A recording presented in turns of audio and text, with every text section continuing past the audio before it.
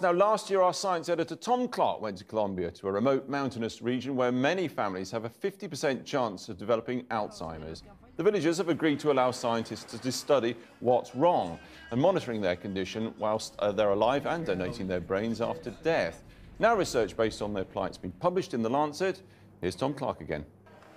Earlier this year, Channel 4 News followed this group of young Colombians as they travelled to the United States. Alejandra, good to see you. They're taking part in the first ever trial to develop a preventative treatment for Alzheimer's disease. To answer the questions that we ask, the most important thing is you. They're so special because each of them belongs to one of several hundred families from northern Colombia with a rare genetic mutation.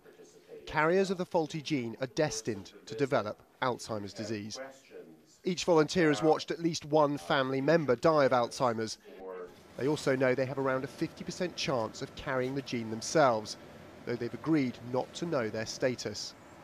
And yet they still volunteer. Asustada. No sé, tengo susto. Pero sabes que es súper importante lo que estás haciendo, ¿no?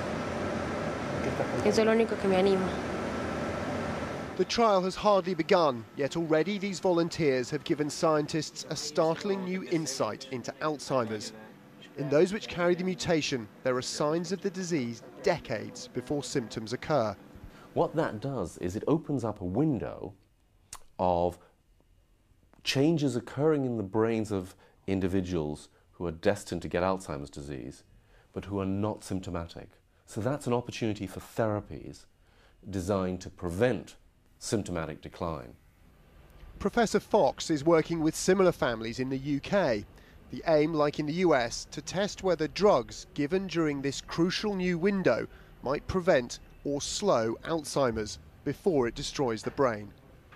The people who carry the gene know that they will become affected and know roughly when they'll become affected.